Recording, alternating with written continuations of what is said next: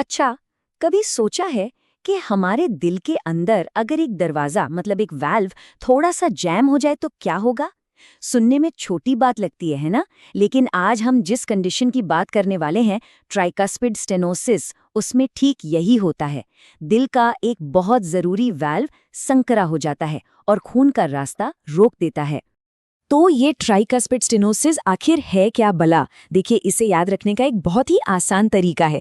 TS का मतलब समझिए टाइट स्टेनोसिस, बस इतना ही। कल्पना कीजिए कि दिल का एक वॉल्व जिसे पूरा खुलना चाहिए था, वो किसी वजह से टाइट हो गया है, मतलब संकरा हो गया है। अब होता यह है कि दिल के ऊपरी हिस्से, जिसे हम राइट एट्रियम कहते हैं, वहां से खून निचले हिस्से यानी राइट वेंट्रिकल में ठीक से जा ही नहीं पाता, और बस यहीं से सारी दिक्कतों की शुरुआत होती है। हाँ, पर सवाल तो ये है कि भाई ये वाल्व आखिर संकरा होता ही क्यों है? मतलब ऐसी क्या वजह है?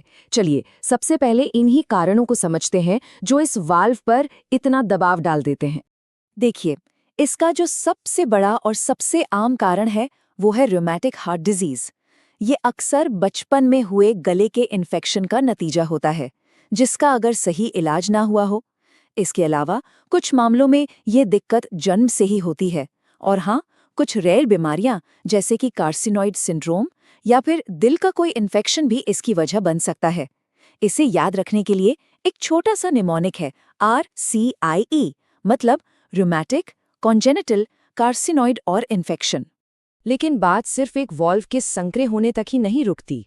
असल में जब दिल में खून का बहाव अटकता है ना, तो ये पूरे शरीर में एक चेन रिएक्शन शुरू कर देता है। बिल्कुल वैसे ही जैसे एक डोमिनो के गिरने से सारी की सारी लाइन गिर जाती है। अच्छा, तो इस चेन रिएक्शन को ना हम 4 आसान स्टेप्स में समझ सकते हैं। NEVL। पहला स्टेप N यानी नैरोइंग। वाल्व संकरा हुआ और खून दिल के ऊपरी हिस्से में ही जमा होने लगा। अब शरीर क्या करेगा? स्टेप 2 E यानी एनलार्जमेंट। उस जमा हुए खून से निपटने के लिए दिल का वो हिस्सा, राइट एट्रियम, बड़ा होने लगता है। फिर आता है तीसरा स्टेप, V यानी वीनस कंजेशन। ये जो दबाव बना है, ये अब नसों में वापस जाने लगता है। नतीजा, गर्दन की नसें फूल सकती हैं, पैरों में सूजन आ सकती है। और अगर इसे नज़रअंदाज किया गया तो आता है चौथा और सबसे खतरनाक स्टेप, L यानी लेट हार्ट फेलियर। मतलब दिल का वो हिस्सा धीरे धीरे काम करना बंद कर सकता है। ठीक है, तो शरीर हमें सिग्नल कैसे देता है? मतलब वो कौन से चेतावनी संकेत हैं जो बताते हैं कि अंदर ये सब चल रहा है? चलिए अब इन्हीं सुरागों को समझते हैं। कुछ वो जो मरीज महसूस करता है और कुछ वो जो सिर्फ एक डॉक्टर ही पकड़ सकता है। तो देखिए, इसके 2 पहलू हैं। पहला है लक्षण, मतलब वो चीजें जो एक मरीज खुद महसूस करता है, जैसे हर वक्त थकान रहना, कमजोरी लगना, शरीर में सूजन आना या पेट में भारीपन सा महसूस होना। और दूसरा पहलू है संकेत, यानी वो चीजें जो सिर्फ एक डॉक्टर ही अपनी जांच में पकड़ सकता है, जैसे कि स्टेथोस्कोप से सुनने पर दिल की एक खास धीमी आवाज का आना या गर्दन की नसों में एक अजीब सी धड़कन का दिखना। तो जब ये सारे सुराग मिलने लगते हैं, तब शक तो हो जाता है। लेकिन शक को यकीन में बदलने के लिए डॉक्टर्स कुछ खास टेस्ट करवाते हैं, ये कंफर्म करने के लिए कि समस्या वाकई में ट्राइकास्पिड स्टेनोसिस ही है, कुछ और नहीं। सबसे पहले तो ईसीजी और चेस्ट एक्सरे जैसे शुरुआती जांचें की जाती हैं। इनसे ये पता चल सकता है कि दिल के दाहिने हिस्से पर कोई दबाव तो नहीं है, या वो अपने साइज से बड़ा तो नहीं हो गया है। ये बहुत मजबूत इशारे होते हैं।